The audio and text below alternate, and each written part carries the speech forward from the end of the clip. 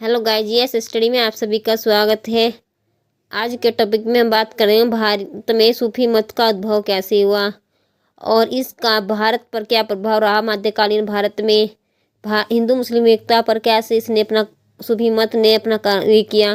सूफी मत और रूढ़िवादी इस्लाम में क्या क्या नीतियाँ रही, इनका विरोध अंतर कैसा था और मध्यकालीन भारत में सूफी मत का प्रभाव कैसा था। गाइज, यदि आप चैनल पर नए हो तो चैनल को सब्सक्राइब कीजिएगा ताकि आपको टाइम पर नोटिफिकेशन मिल सके। बात करते हैं आज की क्लास के बारे में। भारत में सूफी मत के उद्भव एवं विकास की व्याख्या। इसके उद्भव की बात करें तो सूफी मत का उद्भव 8वीं सदी में अरब देशों में हुआ, अरब कंट्रीज में। इसका आधार इस्लाम की आध्यात्मिकता, प्रेम, सेवा और ईश्वर से आत्मिक एकता की भावना पर था। और सूफी शब्द उनके वस्त्र से बना जो त्याग और सादगी का प्रतीक है, सूफ से प्राप्त किया है। भारत में आगमन की बात करें सूफी मत की तो सूफी मत 11वीं-12वीं सदी में तुर्क अफगानों आक्रमण के समय भारत पहुंचा। यह मत दिल्ली, लाहौर, अजमेर, मलिकाना और बंगाल जैसे क्षेत्र में फैल गया। मुख्य सूफी सिलसिले की बात करें तो चिश्ती सिलसिला, इसके संस्थापक थे ख्वाजा मोइनुद्दीन चिश्ती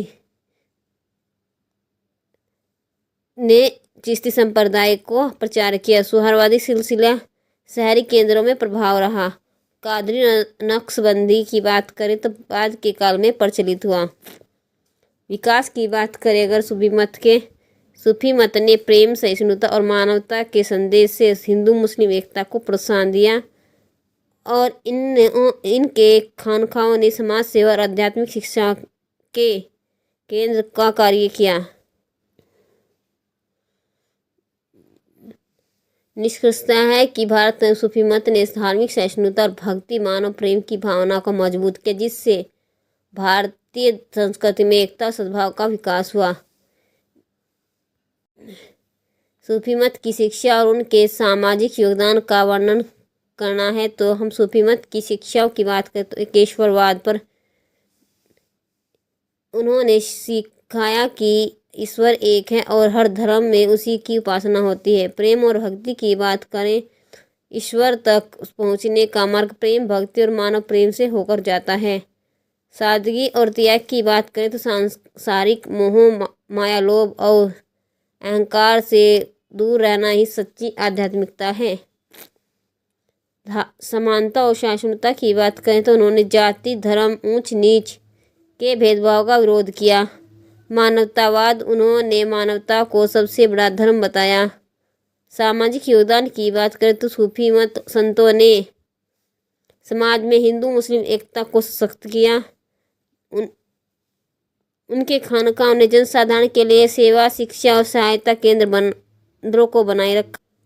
उन्होंने धार्मिक रूढ़ियों और कट्टरता का विरोध कर समाज में सहिष्णुता का प्रसार किया। उनकी शिक्षा ने लोक भाषा, संगीत और साहित्य को भी समृद्ध किया।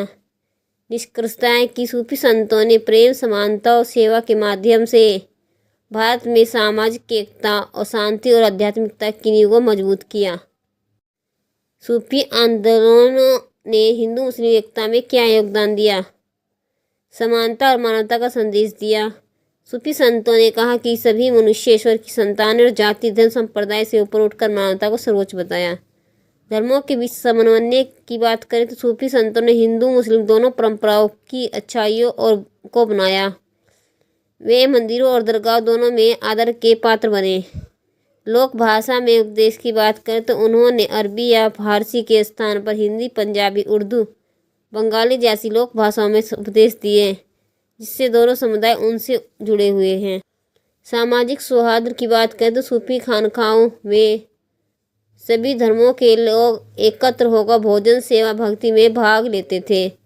संगीत और कव्वाली की परंपरा की बात करें तो अमीर खुसरो जैसे सूफी कवियों ने संगीत और कव्वाली के माध्यम से हिंदू मुस्लिम एकता की संस्कृति को एकत्र बनाए रखा।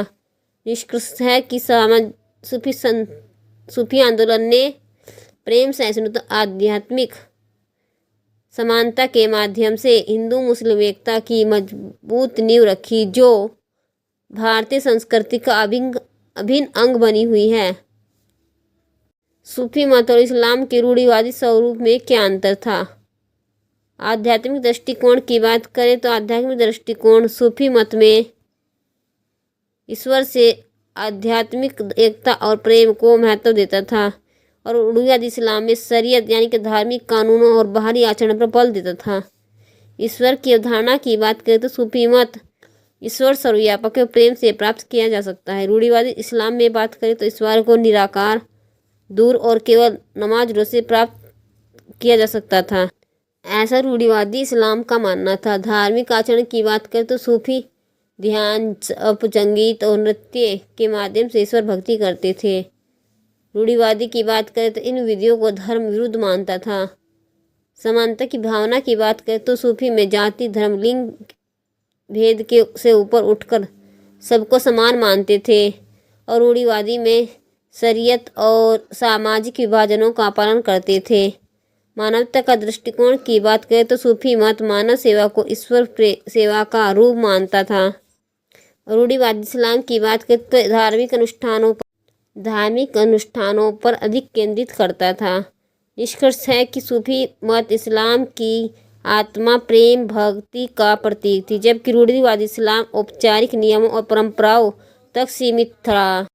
मध्यकालीन भारतीय संस्कृति पर सूफी प्रभाव के विश्लेषण की बात करें तो धार्मिक प्रभाव। सूफी संतों ने प्रेम, सहिष्णुता और एकेश्वरवाद का संदेश देकर हिंदू मुस्लिम एकता को सशक्त बनाए रखा। उन्होंने धर्म के बाहरी आडंबरों की बजाय आंतरिक भक्ति और आत्मबुद्धि पर बल दिया। सामाजिक प्रभाव की बात करें तो सूफी खानकाओं सभी वर्गों के लिए खुली थी, जिसमें समानता, भाईचारे की भावना फैली थी। जातिवाद और ऊंच नीच की भावना को कमजोर किया गया। सांस्कृतिक प्रभाव की बात करें तो सूफी संगीत, कव्वाली और समा परंपरा ने भारतीय संगीत को नई दिशा दी। अमीर खुसरो जैसे सूफी कवियों ने उर्दू भाषा के लिए विकास और साहित्य को समृद्ध किया। राजनीतिक और नैतिक प्रभाव की बात करें तो सूफी संतों ने शासकों को न्याय, करुणा और धर्म की निष्पक्षता का मार्ग दिखाया। निष्कर्ष है कि सूफी प्रभावों ने मध्यकालीन भारत में धार्मिक समन्वय, सामाजिक सद्भाव और सांस्कृतिक समृद्धि को बढ़ावा दिया, जिससे भारतीय संस्कृति अधिक उदार, मानवीय और एकीकृत बनी रही। अमीर खुसरो का सूफी आंदोलन में प्रभाव क्या रहा, यानी कि योगदान क्या था? अमीर खुसरो का परिचय की बात करें तो उनका 1253 से 1325 के बीच का समय है। ये कवि, संगीतज्ञ और सूफी संत निजामुद्दीन औलिया के प्रिय शिष्य थे।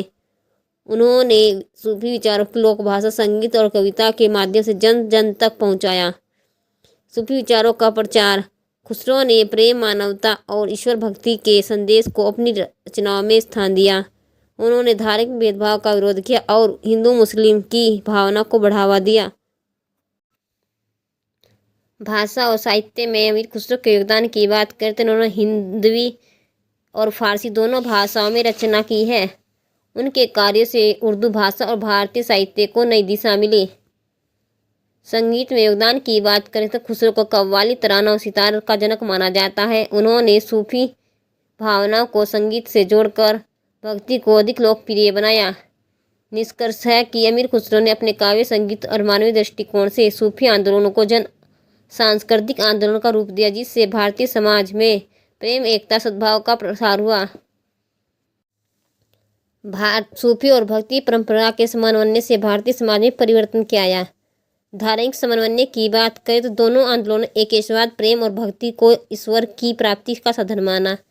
इसके समन्वय से हिंदू और मुस्लिम धार्मिक सीमाएं धुंधली हुई और सहिष्णुता का वातावरण बना हुआ था।